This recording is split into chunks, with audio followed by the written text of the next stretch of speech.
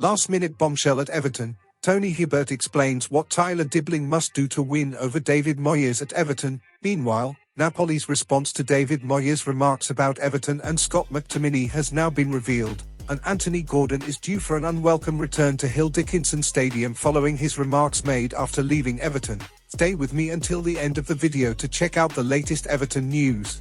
But before that, if you're as passionate about the Toffees as we are, don't waste any time and subscribe to our channel right now to stay updated on everything happening to the People's Club. Alright Everton fan, Tyler Dibling's first few months at Everton haven't exactly gone the way the 19-year-old imagined when the season kicked off. We're already 12 games into the Premier League campaign, and he's only managed 62 minutes of football so far, not what anyone expected after the club fought so hard to bring him in, with Iliman Ndiaye and Jack Grealish absolutely flying on the wings. It's been impossible for Dibling to break into the starting 11, and that's despite David Moyes pushing hard to sign him from Southampton in a deal worth around £35 million.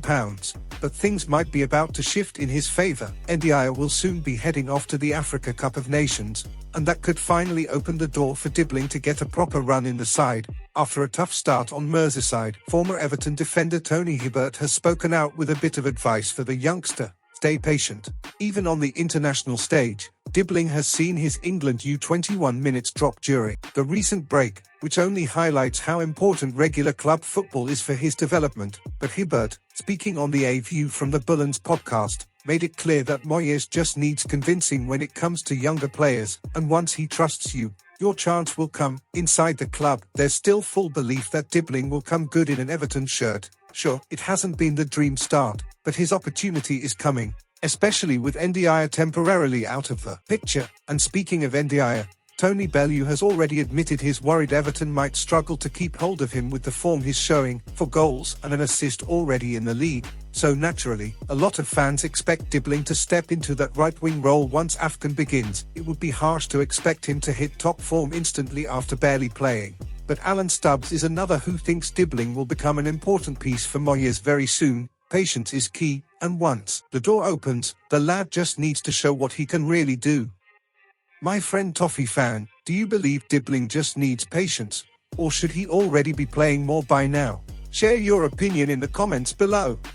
So Toffee, Everton fans are already buzzing for the January transfer window, and honestly, who can blame us? It's only a month away, and after the start we've had under David Moyes, everyone's hoping the club goes big again. The Friedkin Group backed Moyes well in their first summer window, but that was only phase 1. January now feels even more important, especially with the issues popping up in midfield over the last few weeks. Everton news columnist Alan Myers has already said he wants 3 major signings: a striker, midfielder, and a right-back, and to be fair, that's exactly what this squad needs. One name that's been thrown around a lot is Scott McTominay. Everton have admired him for a while, and fans have been dreaming about dropping him straight into the middle of the park. But the reality, it's not looking likely. Moyes was asked recently about a potential £60 million move for the Scotland international, and he shut it down pretty quickly. And now we've got more clarity from Italy, too. Reports from Napoli magazine say Napoli basically laughed off the idea of McTominay leaving. He's become their key man, both now and long term. It's a massive turnaround when you think about it. Everton tried to get him when Sean Dyche was here, but United wouldn't budge, and now he's flying in Serie A, playing the best football of his career, and there's no chance Napoli let him go midway through the season. From the player's perspective, why would he leave right now anyway? Meanwhile, Everton are in a tough spot in midfield. Merlin Roll is injured, and Idrissa Gana Gueye is off to AFCON after his suspension. That leaves Moyes with only 2 senior midfielders available. Not ideal with such a busy run coming up. Landing someone like McTominay would have been a massive statement from the Friedkins, but it looks like that ship has sailed, so the club will have to look elsewhere for reinforcements in January. And with the window getting closer, the pressure is definitely on. My dear Everton fan, do you think Everton still need a big midfield signing even if McTominay isn't coming? Let me know your thoughts in the comments below. Listen up Everton fan, Everton are back in Premier League action on Saturday night as we welcome Newcastle United to the Hill Dickinson Stadium, and confidence is sky high after those brilliant back-to-back wins over Fulham and Manchester United. Interestingly, a lot of Newcastle fans are already predicting a loss, mainly because they don't trust their own goalkeeper, Nick Pope, at the moment, and honestly, with the way we're playing, You can understand why Everton will probably go into this one as favourites. One of the big talking points, though, is the return of Anthony Gordon. It'll be his first time playing at our new ground, and let's be honest, he's not exactly going to get a warm welcome. Gordon left Everton during a relegation scrap in January 2023, which upset loads of fans, and then he made those comments a few months later complaining that the club didn't properly thank him in their statement.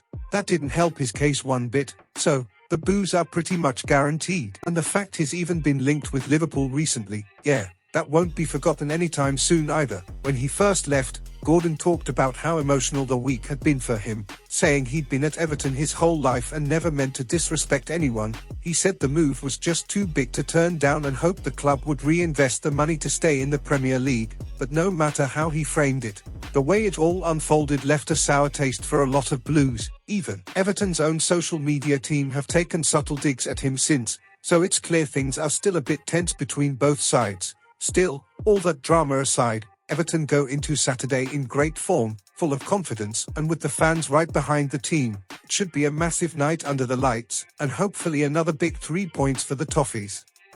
My friend Toffee fan, how do you think the crowd should react to Anthony Gordon on Saturday night? Share your opinion in the comments below. Hey Toffee, here we go again. Another story about the Blues being this close to landing some absolute world-beaters over the last decade, and honestly, when you look back, it's mad how different things could have been. One of the biggest what IFS has to be the summer of 2021, when Everton were right on the brink of signing Kvaratskhelia. Yep, the same Kvaratskhelia who's now tearing it up at PSG and is talked about as one of the best wingers on the planet. That deal slipped away, and we all know what happened next. But here's the crazy part, in the very next window, 2022, the club was circling another future PSG superstar, and not just any player, Vitinha. The lad only went and scored a hat-trick in the Champions League last night. Everton were keeping tabs on him back when he was bossing it at Porto, but PSG swooped in with about £35 million and never looked back. Since then, Vitinha's become an absolute monster in midfield. Thomas Frank even came out after the game and said he'll be the next Ballon d'Or winner. That's how highly people rate him. Now, of course, our recruitment team probably watched that performance thinking, yeah, that one got away. But to be fair, we weren't exactly favourites to sign him at the time. At least it shows the club actually spotted his potential early on. Instead of Vitinha, Everton went and signed Amadou Onana for £33 million from Lille. And that one turned into a proper success. Onana became one of the best box-to-box midfielders in the Premier League and eventually moved to Aston Villa for £50 million. In a time when PSR was strangling the club, that profit was huge. And look, the midfield picture now isn't bad at all. We've got talent in there, and fans are buzzing about Harrison Armstrong coming back from his loan at Preston. Some Preston fans are even saying he could be England captain one day. If that's true, Everton might finally have one go our way. My dear Everton fan, do stories like this make you optimistic about our recruitment or frustrated about what could have been? Let me know your thoughts in the comments below. This is the Toffees News fan channel and I'll stop here. If you liked it, don't forget to leave a like and subscribe to the channel. A big hug and see you in the next video.